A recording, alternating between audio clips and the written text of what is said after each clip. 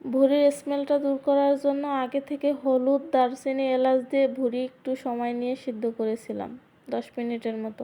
এরপরে কড়াইতে তেল দিয়ে আবার নতুন করে দারুচিনি, এলাচ দিয়ে তারপরে ভুঁড়িগুলো দিয়ে দিলাম, সাথে কুচি করে রাখা পেঁয়াজ। এবার তেলের সাথে একটু ভেজে নিয়ে এখানে আমি মশলা দিয়ে দেব, আদা রসুন বাটা। ভুঁড়ি পরিষ্কার করার থেকে রান্না পর্যন্ত ফুল প্রসেসটাই শেয়ার করতে চেয়েছিলাম। যখন এডিট করা শুরু করছি তখন দেখি আগের ভিডিওগুলো কিভাবে যেন মিসিং হয়ে গেল, পরে আর খুঁজে পাইনি। তাই রান্নার মাঝামাঝি থেকেই ভিডিও দেওয়া শুরু করলাম। আর এই অবস্থাতে আর নতুন করে ভিডিও খুঁজে এডিট করার ইচ্ছে হচ্ছিল না, যেটুকু আছে তাই দিয়ে দিলাম। গোটা মশলা তেলে দিয়ে আগে থেকে ভুঁড়িগুলো যদি তেলের উপরে সময় নিয়ে ভেজে নেওয়া যায় তাহলে বাকি স্মেলটুকুও থাকে না। মশলাটা তেলের সাথে ভালোভাবে মিশিয়ে নিয়ে একটু হলুদ গুঁড়ো, মরিচ গুঁড়ো, জিরা গুঁড়ো দিয়ে দেব। সব গুঁড়ো মশলা দেওয়ার পরও পানি না দিয়ে তেলের সাথে আরও একটু সময় নিয়ে ভেজে দেব। এভাবে তেলের উপরে সব মশলা দিয়ে ভুঁড়িটা যদি ভেজে নেওয়া হয় তাহলে ভুঁড়ির যে একটা স্মেল আছে একদম কোনো স্মেল থাকে না। এখানে একটু লবণ দিয়ে দিলাম।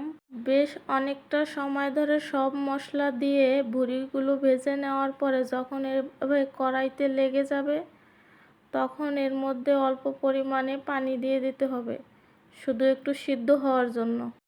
এখানে সিদ্ধ হওয়ার জন্য অল্প পরিমাণে পানি দিয়ে দিলাম। এভাবে একবার ভুঁড়ি রান্না করে দেখতে পারেন। যারা গরুর ভুঁড়ি পছন্দ করে তারা তো খেতে পছন্দ করবেই, আর যারা পছন্দ না করে তাদেরকেও যদি এভাবে একবার রান্না করে দেওয়া যায় তারাও পছন্দ করবে। এভাবে রান্না করলে ভুঁড়ির যে একটা স্মেল আছে ওটা আর আসে না।